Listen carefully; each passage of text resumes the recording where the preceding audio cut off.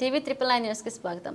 కలుపు మందు చల్లిన చేనులో మేత కోసం వెళ్లిన 200 గొర్రెలు తిని మృత్యువాత పడ్డాయని, దాదాపు 30 లక్షల రూపాయల ఆస్తి నష్టం వెలువడిందని, విలువగల జీవాలు కోల్పోయి కేవలం గొర్రెల వృత్తిపై ఆధారపడి జీవించే కుటుంబాలు వీధిన పడ్డాయని, ప్రభుత్వం వెంటనే అత్యవసర ఆర్థిక సాయం ప్రకటించి ఎక్స్గ్రేషియా మంజూరు చేయాలని డీసీసీబీ డైరెక్టర్, అఖిల భారత యాదవ మహాశిల గౌరవ అధ్యక్షులు మేకల మల్లిబాబు యాదవ్ డిమాండ్ చేశారు. అందరికీ నమస్కారం. తిరుమలాయపాలెం మండలం రాజారం గ్రామంలో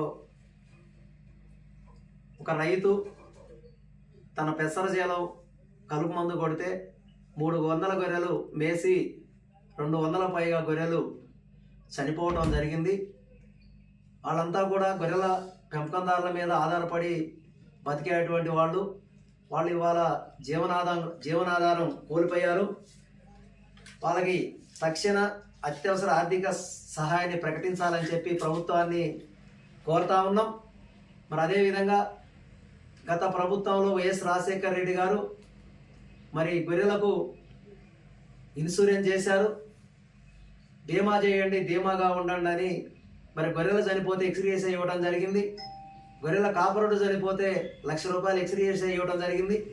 ఈ ప్రభుత్వం కూడా మరి గొర్రెలకి ఇన్సూరెన్స్ చేసినట్టయితే గొర్రెల కాపరులు మరి ఆర్థికంగా మరి బలపడటానికి అవకాశం ఉంటుంది. మరి ఈరోజు ఖమ్మం జిల్లా తిరుమలాయపాలెం మండలం రాజారంలో మరి గొర్రెల కాపరులు, గొర్రెల మీద ఆధారపడి బతికేటువంటి వాళ్ళు మరి ఈరోజు చాలా ఇబ్బందులు పడతా ఉన్నారు. మరి వారి సమస్యను కూడా ఈ జిల్లాలో ఉన్నటువంటి మంత్రివర్యులు, ఆర్థిక మంత్రివర్యులు బట్టి విక్రమార్క గారికి, మరి అదేవిధంగా మన